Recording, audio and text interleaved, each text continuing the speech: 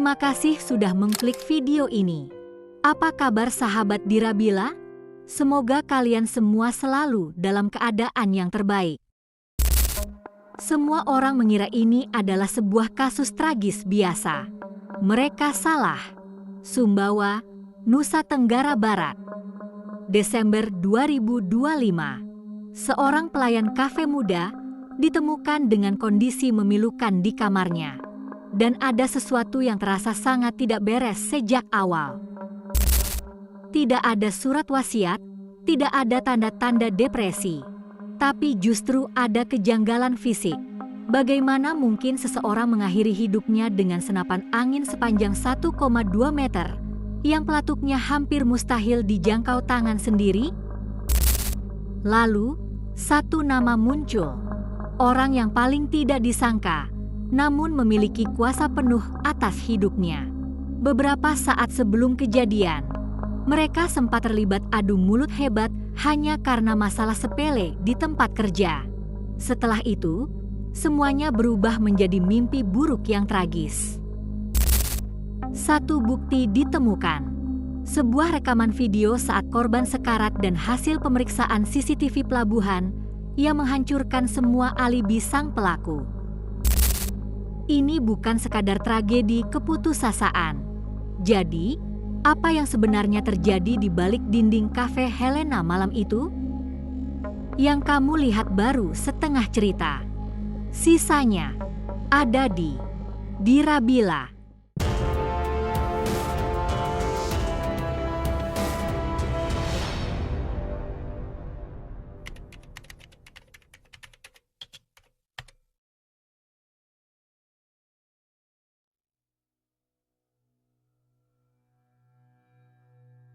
Namanya adalah Rosnaini, seorang gadis muda berusia 20 tahun yang memiliki semangat untuk merantau demi masa depan yang lebih baik. Lahir di Alai Kundur pada 9 April 2005, Rosnaini berasal dari Teluk Lobam, Kepulauan Riau. Keluarganya mengenal Rosnaini sebagai sosok yang gigih. Ia sempat bekerja di Batam sebagai LC atau pemandu lagu. Meskipun jauh dari orang tua, ia tetap menjaga komunikasi, walau keluarga di Tanjung Uban tidak mengetahui secara detail liku-liku kehidupan yang ia jalani di perantauan. Di mata mereka, Rosnaini adalah harapan yang sedang berjuang di tanah orang. Mimpi buruk itu pecah pada Rabu malam, 10 Desember 2025, sekitar pukul 23.50 WITA. Rosnaini ditemukan tergeletak tak berdaya di dalam kamarnya oleh salah seorang karyawan kafe Helena. Kondisinya sangat memilukan. Mulutnya mengeluarkan darah dan ia tampak bersusah payah untuk bernapas. Ia segera dilarikan ke Puskesmas Batu Tano pada pukul 00.32, lalu dirujuk ke RS Asi Syifa Taliwang. Namun, takdir berkata lain. Pada pukul 1.25 dini hari, Rosnaini dinyatakan meninggal dunia bersama janin berusia 4 bulan yang ada di kandungannya. Awalnya, pemilik kafe yang bernama Hamzah alias Angko memberikan pernyataan mengejutkan kepada keluarga bahwa Rosnaini tewas karena mengakhiri hidupnya sendiri. Namun, polisi yang melakukan olah TKP menemukan kejanggalan pada senjata yang ditemukan di samping korban, yaitu senapan angin laras panjang. Di sisi lain, saksi-saksi di sekitar lokasi sempat mendengar keributan sebelum korban ditemukan. Selain itu, keluarga menerima rekaman video saat korban sekarat yang memperlihatkan luka yang tidak lazim untuk sebuah tindakan mengakhiri hidup sendiri. Polisi tidak butuh waktu lama untuk mencium bau amis kebohongan. Pelaku utama mengarah pada Hamzah alias Angko, pemilik kafe Helena yang juga merupakan suami siri korban.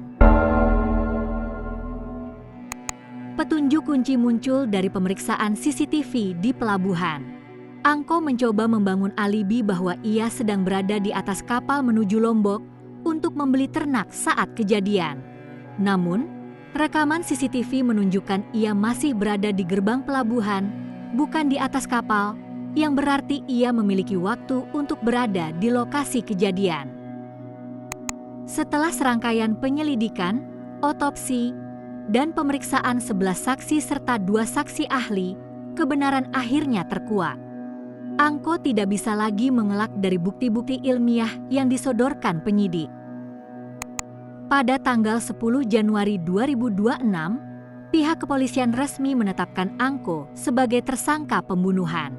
Meskipun ia sempat mencoba bersandiwara dengan mengaku sedang dalam perjalanan bisnis, bukti digital dan forensik menyeretnya ke balik jeruji besi.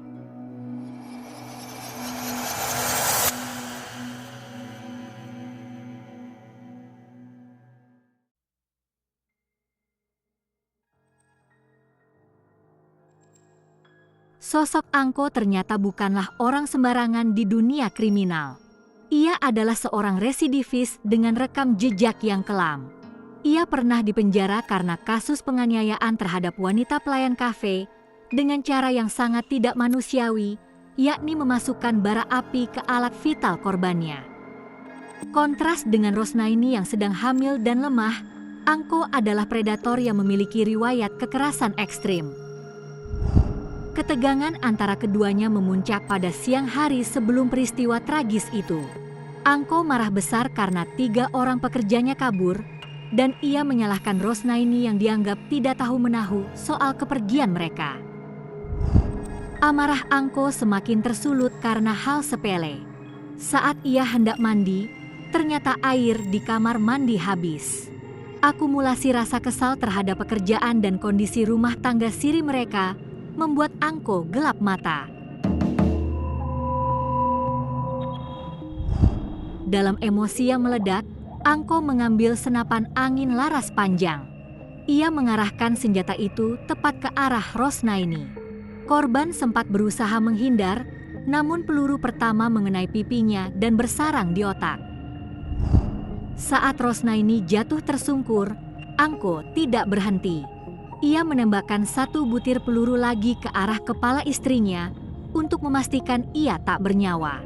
Setelah itu, ia dengan tenang meletakkan senapan di samping tubuh korban, menyusun skenario seolah-olah Rosnaini menarik pelatuknya sendiri.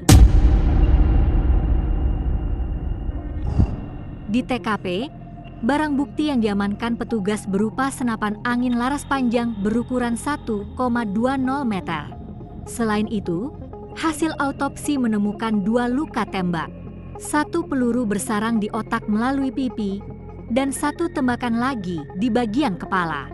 Serta, berdasarkan analisis medis, luka-luka tersebut secara medis tidak mungkin dilakukan sendiri oleh korban, mengingat dimensi senjata dan arah lintasan peluru.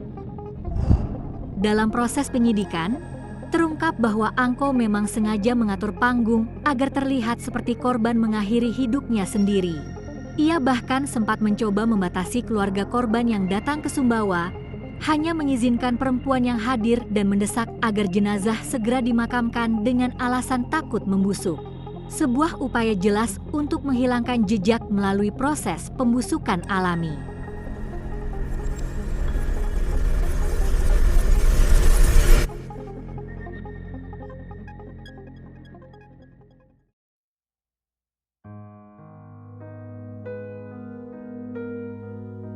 Keluarga Rosnaini di Riau merasakan duka yang mendalam sekaligus kemarahan luar biasa. Sejak awal menerima kabar pada 11 Desember 2025, mereka sudah menaruh curiga. Kecurigaan inilah yang mendorong mereka melaporkan kasus ini ke Polda Riau untuk berkoordinasi dengan Polres Sumbawa agar dilakukan otopsi. Bagi keluarga, hilangnya Rosnaini adalah hilangnya nyawa 2 orang sekaligus karena kondisi korban yang sedang hamil. Sementara itu, pada April 2026, kasus ini masih terus bergulir. Polisi telah melakukan rekonstruksi ulang sebanyak 28 adegan pembunuhan pada 15 April 2026. Tersangka, Hamzah alias Angko, dikenakan pasal pembunuhan, pasal 338 KUHP, dengan ancaman hukuman maksimal 15 tahun penjara. Tragedi Rosnaini adalah pengingat pahit tentang betapa gelapnya kekerasan dalam rumah tangga yang tersembunyi di balik gemerlap lampu kafe. Seorang wanita muda dengan janin di kandungannya harus kehilangan masa depan di tangan orang yang seharusnya melindunginya. Kasus ini juga memicu reaksi keras warga Sumbawa yang mendesak penutupan kafe-kafe tak berizin di sepanjang Jalan Batu Guring yang dianggap meresahkan masyarakat. Bagaimana menurut sahabat Dirabila? Apakah hukuman 15 tahun cukup adil bagi seorang residivis yang tega menghabisi istri dan calon anaknya sendiri? Tulis pendapat kalian di kolom komentar. Jangan lupa like dan subscribe untuk terus mengikuti kisah-kisah kriminal nyata lainnya. Dan sampai jumpa di video selanjutnya.